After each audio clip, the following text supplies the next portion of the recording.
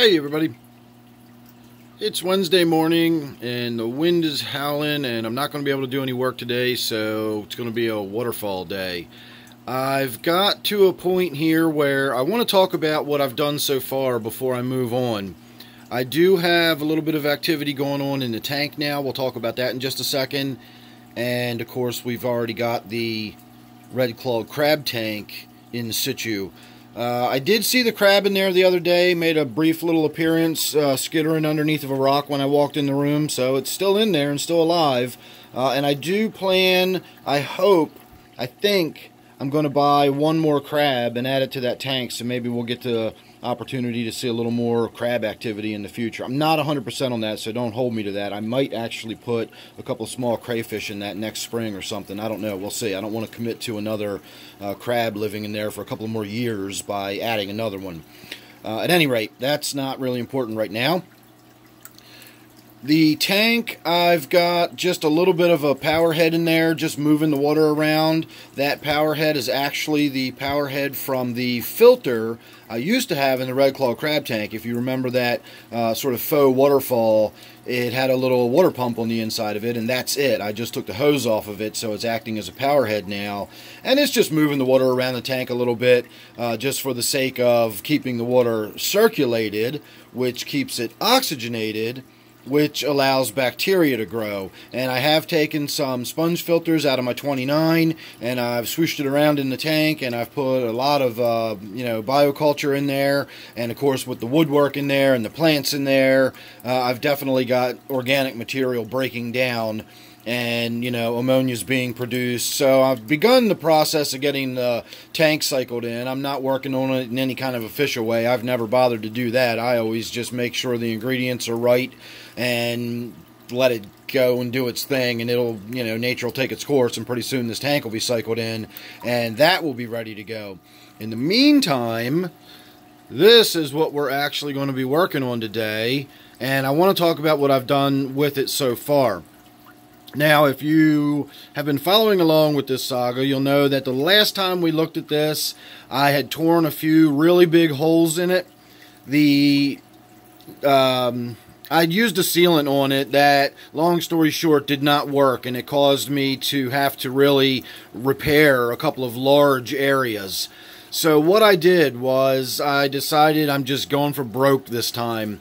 I also learned from when I sort of began decorating it earlier, and I threw a few big rocks and stuff in there, I kind of want this to be a nice, thick, durable layer of rubber. I don't want it just to be the point where it's waterproofed. I'm going to have rocks leaning up against this. I might be jamming some sticks in the corners, or who knows.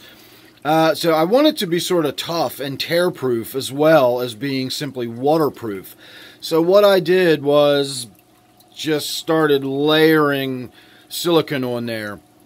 I use mineral spirits and soften it to like a thick paint consistency, and then I just started brushing it on. And right up in here is where the real damage was, and so I took an entire tube of silicone unsoftened and I injected it under and inside the hole and just completely covered that whole area with an entire tube of silicone.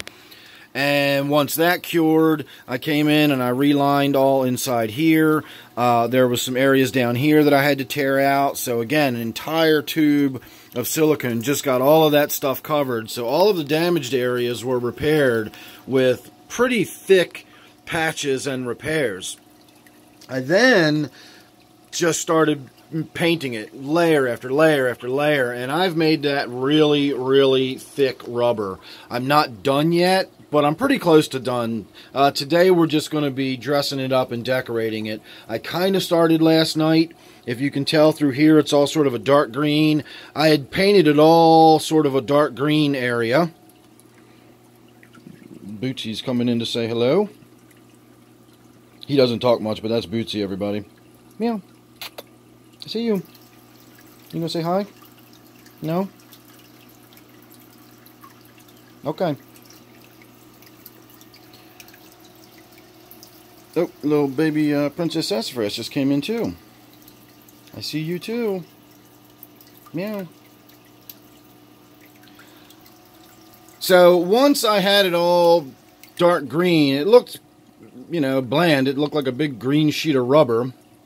And so I started mixing up batch after batch of colored, you know, different colors. And I put some of this here and some of that there, and I slopped some of that over there. And I really began sort of breaking up that solid flat green color. But you can kind of tell I got a lot of work to do in here if I want to make it look really natural.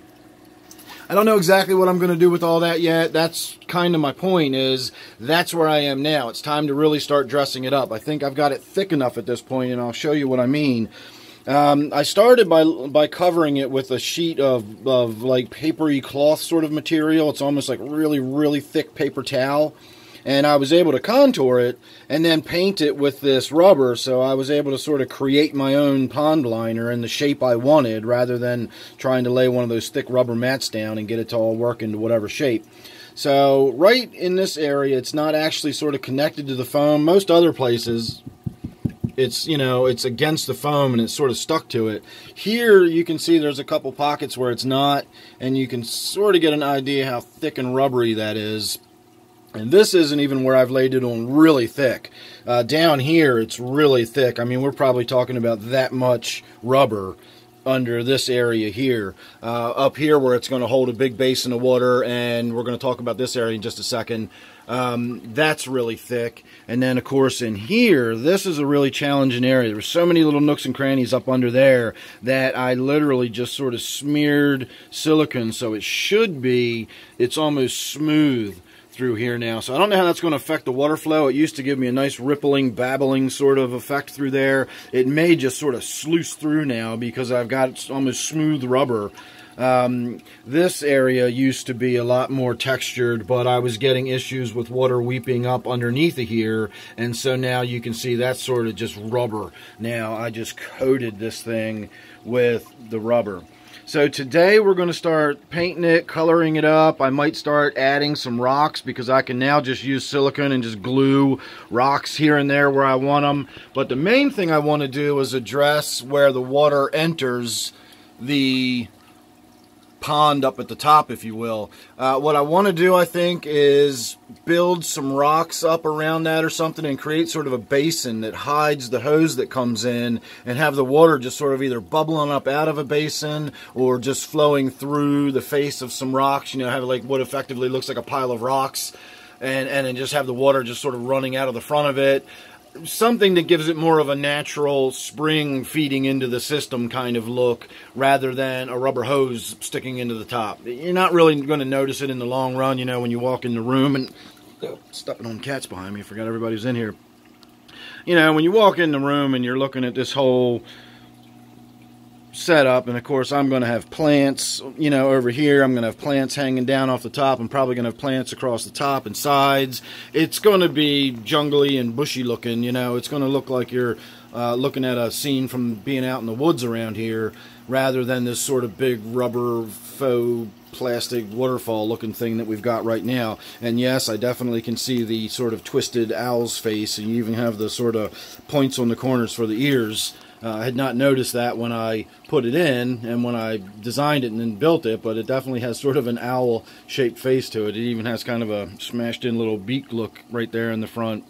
So anyway, I just wanted to talk about that a little bit. I still do want to have a conversation about the whole, you know, process of why I've done this and how I've done it, mistakes I've made, things I've learned, ways I'd do it differently in the future. I've had so much fun doing this, and it has occupied so much of my time, which is what a hobby is. It's what it's supposed to do. It's supposed to keep me busy down here, and I've spent many, many, many happy hours just tinkering away with the music playing in the background, and I've really kind of fallen in love with mixing up different paint colors and slopping paint on stuff. So who knows, maybe at some point in the future I might try oil on canvas or something like that and see if I'm any good at that. I don't expect to be, but you never know. I might have a hidden talent I don't know about. So that's what's on today's agenda. Don't know if we're going to get any more video or not. It depends on whether I actually get motivated to do anything else in here or not. I am still working on the gourami tank over here.